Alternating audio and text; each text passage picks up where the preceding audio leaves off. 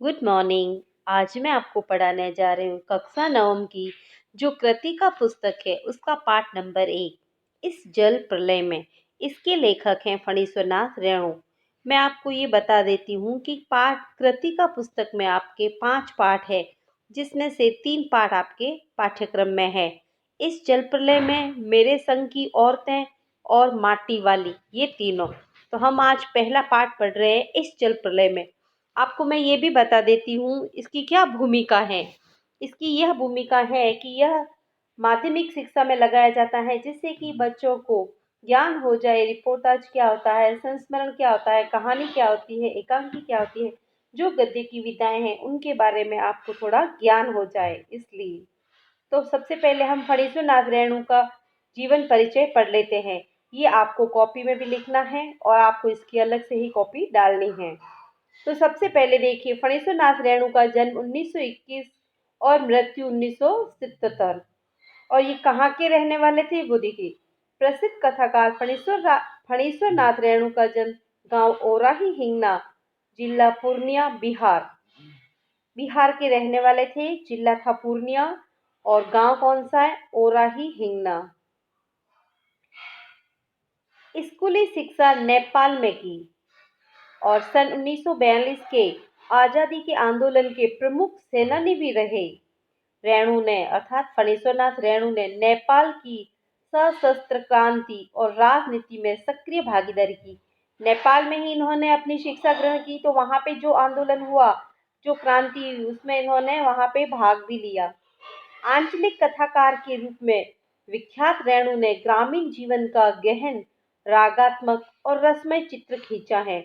आंचलिक कथाकार यानी ये जहाँ पे रहे वहीं के अंचल का, उसी गांव के आसपास का जो भी जीवन था, ग्रामीण जीवन था, उनका बड़ा अच्छे से वर्णन किया है। अपनी विशिष्ट भाषा शैली द्वारा उन्होंने हिंदी कथा साहित्य को नया आयाम दिया। और इनकी जो प्रमुख कृतियां हैं, मेला आंचल, परती परिकथा, कितने चौराहे, ये इनके उपन्यास है। दूसरी आ, अब देखिए इनके कहानी संग्रह कौन से हैं। ठुमरी, आदिम रात्रि की महक और अगिनखोर, ये 3 इनके कहानी संग्रह हैं। और रिपोर्टाज देखिए, इनके 2 रिपोर्टाज है, रिणजल धंजल और दूसरा है नेपाली क्रांति कथा।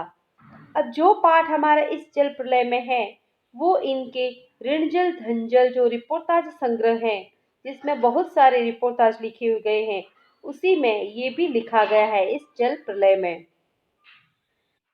इस जल प्रलय में ये किसमें लिखा गया है कि जो फणीश्वरनाथ रेणु थे, इनका जो रिपोर्टाज है ऋणजल झिंझल, इसमें मर्म स्पर्शी रिपोर्टाज लिखे गए हैं। किसके ऊपर लिखे गए हैं? सूखे और बाढ़ पर। तो ये कह रहे हैं कि रिंजल धंजल नाम से रेणु ने सूखा और बाढ़ पर कुछ अत्यंत मर्मस्पर्शी रिपोर्टाज लिखे हैं, जिसका एक सुंदर उदाहरण है इस जल प्रलय में।